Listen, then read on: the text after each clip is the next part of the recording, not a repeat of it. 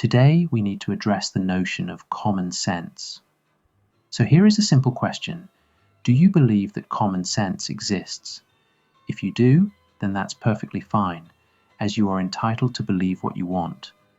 But belief alone does not mean the thing exists, and we should explore what common sense actually means. According to the Cambridge Dictionary, common sense is the basic level of practical knowledge and judgment that we all need to help us live in a reasonable and safe way.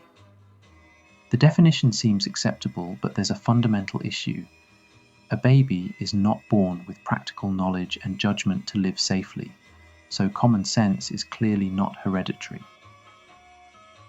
After all, a baby does not have an inherent understanding of how to cross a road safely, let alone an understanding of what a road or much else actually is.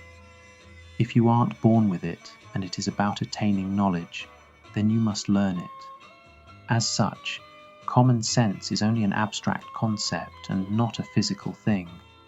We should also recognize that common sense has no legal definition or case law due to its abstract and purely subjective nature. This is the same reason why you don't find it used as a term in business contracts. Should you decide to break your back and unearth a business contract which does use this term, then I will stress that this only indicates two things. The first concerns the capability of the lawyer who vetted the contract, then it does provide proof as to the contrary with what has just been said about the legality of common sense.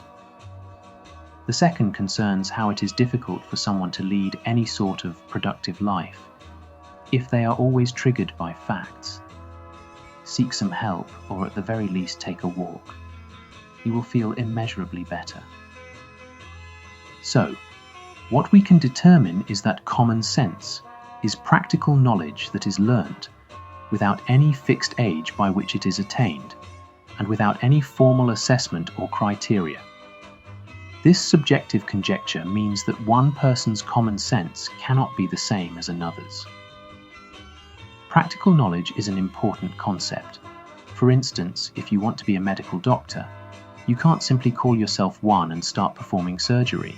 Naturally, this doesn't stop you from doing that if you wished, but it's unlikely you would be considered a doctor, and far more likely you would be considered a psychopath, assuming anyone has checked the validity of your qualifications. If those governance checks had been done by the hypothetical lawyer who uses common sense in a legal contract, then we can assume the psychopath who has been posing as a doctor will by now have been appointed in the position of a medical director of a major clinical trust. Neither does a medical degree alone make a good doctor. Your skills are honed through assessed experience. So the truth seems that we should view common sense as a societal cognitive disorder that allows us collectively to dismiss the question why or scrutinize the subject being discussed. Questions like, why did it go wrong? Why couldn't we have stopped it? Or, why did that happen? Why do we condemn people who do understand complicated subjects? Why would we assume that other people know what we know when clearly they don't? And why am I still watching this bloody awful YouTube video presented by some bloke who sounds like a monosyllabic transatlantic posh pirate? Good grief, this fella does go on so. If we draw out the concepts of skills, knowledge, and experience, we have something with a legal definition, which isn't common sense. This is instead competence. The legal system is littered with references to this. Regarding one area of risk, it can be found in a wonderfully tenuous piece of British safety law. Competence is the ability to undertake responsibilities and perform activities to a recognized standard on a regular basis. It combines practical and thinking skills, knowledge, and experience.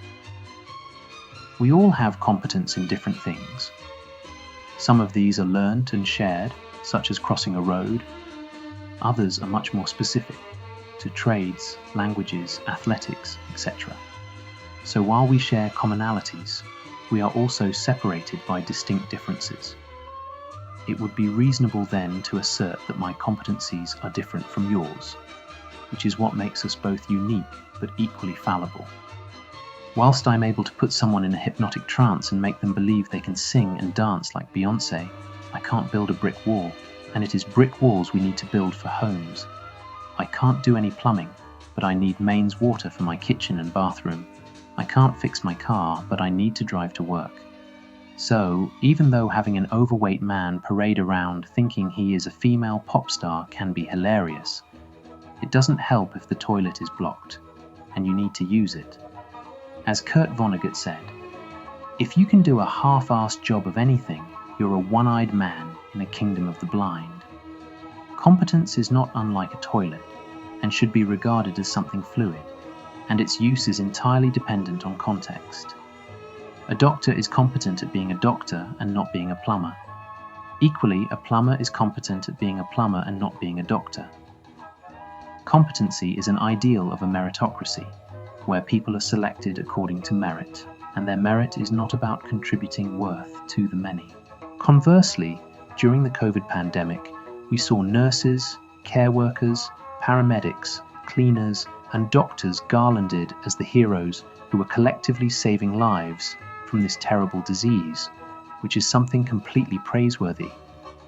It is obvious that on a wider societal and global level, fighting a pandemic is much more significant than fixing a toilet, even while there are at least 23 million of them in England's homes alone.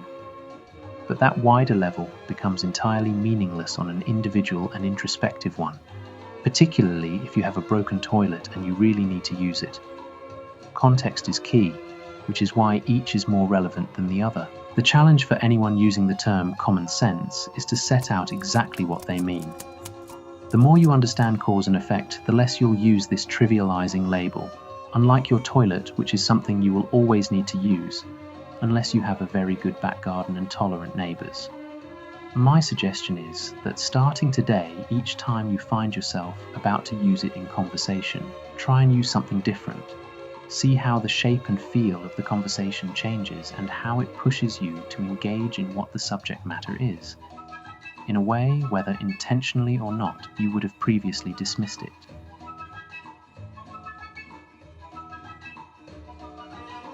Thank you for watching. If you enjoyed this video, remember to like, share and subscribe for more insightful content. See you next time. His mother took in lodgers, you know.